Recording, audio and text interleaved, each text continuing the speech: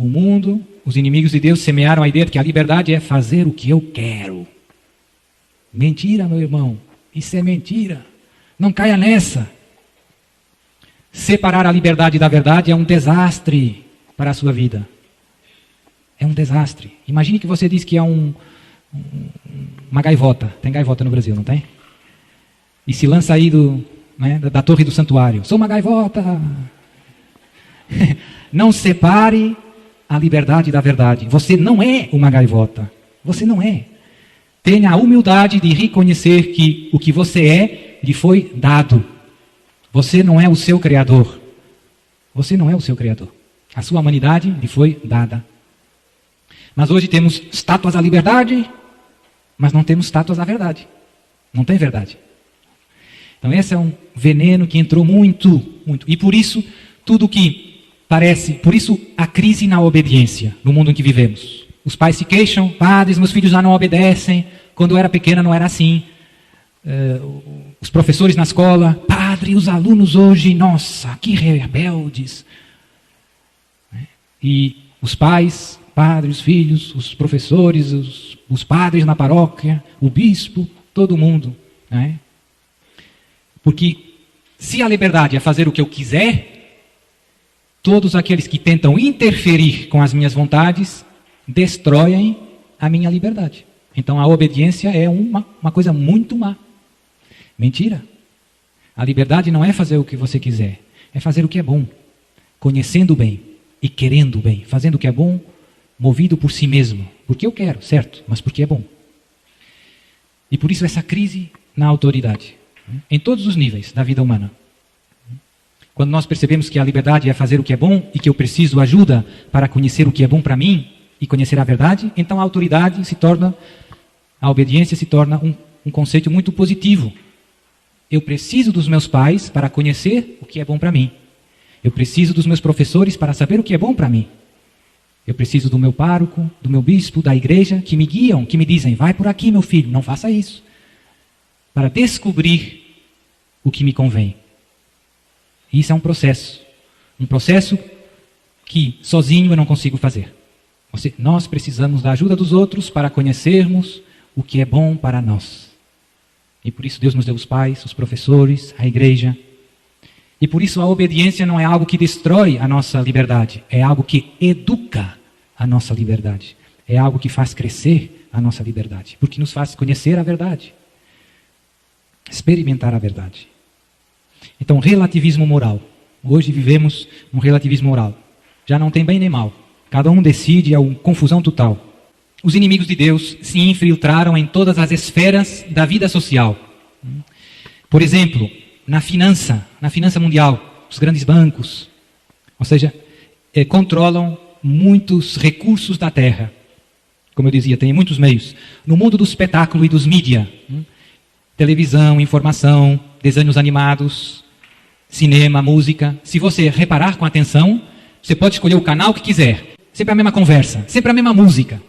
Você escolhe um filme que quiser, o canal que quiser, estão sempre vendendo os mesmos valores. São sempre aquilo que eu chamo a catequese do inimigo. A única exceção é a Rede Canção Nova e algumas outras, né?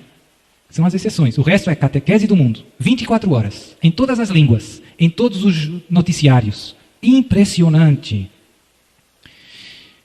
Na política, já falei um pouco, as Nações Unidas, a União Europeia, no exército, no meio diplomático, tem muita gente que trabalha para o inimigo.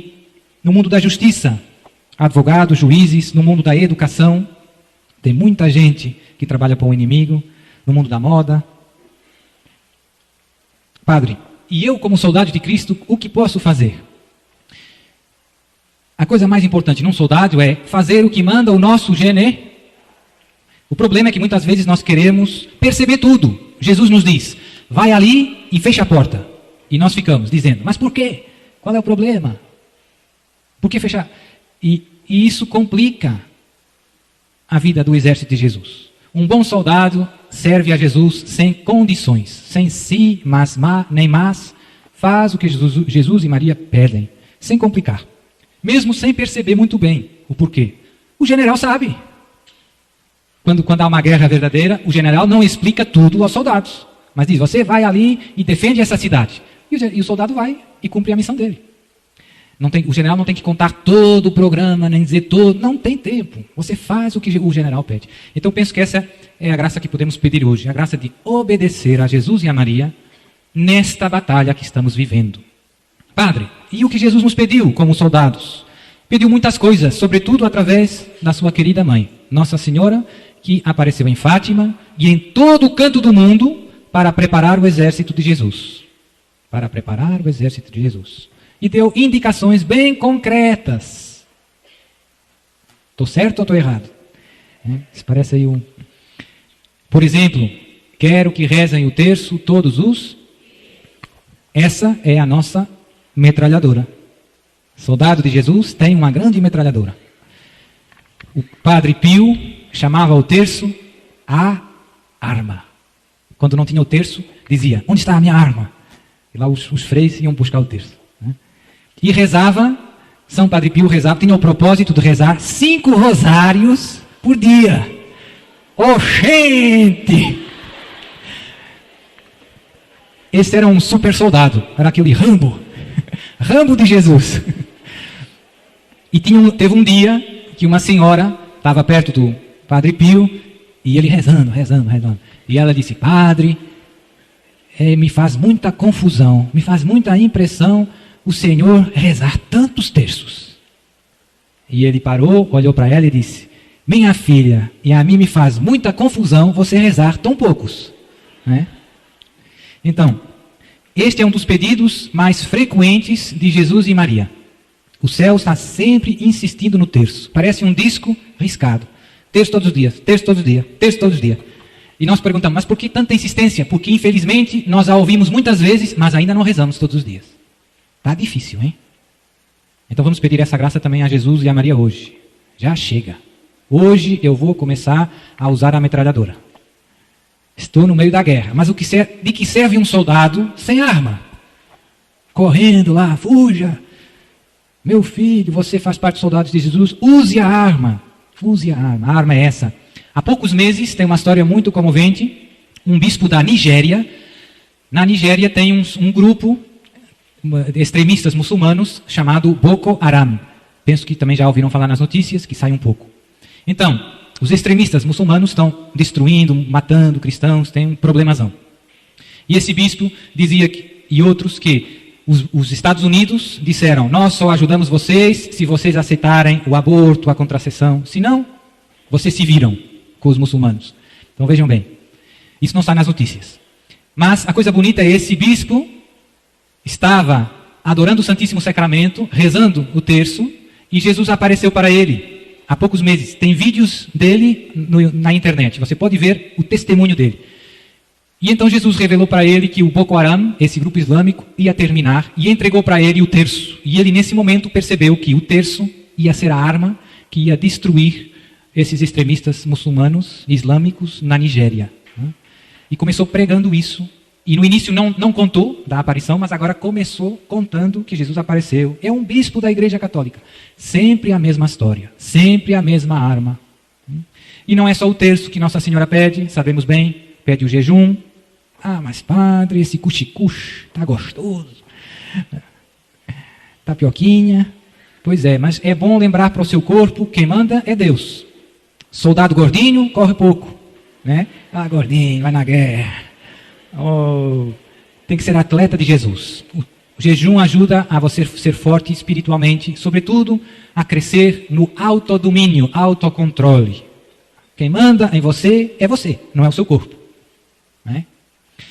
E tem outras, a confissão frequente, a Eucaristia, a comunhão, a adoração.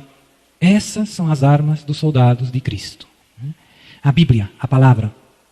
Então não seja um soldado distraído, não seja um soldado desorientado, mas seja um soldado atento à voz do seu general, que é Jesus, e fiel em cumprir os pedidos do seu general. A hora que vivemos na história da humanidade é séria. Estamos vivendo tempos delicados, muito está em jogo. O Nossa Senhora apareceu aos 3 pastorzinhos e dizia, muitas almas se perdem por não haver quem peça e se sacrifique por elas. A hora é séria. Se você ver a vida dos pastorzinhos, como eles foram bons soldados de Jesus. Ouviram os pedidos e puseram em prática. Puseram em prática. Sem se nem mas. Fizeram o que o céu pediu. Essa é a estrada.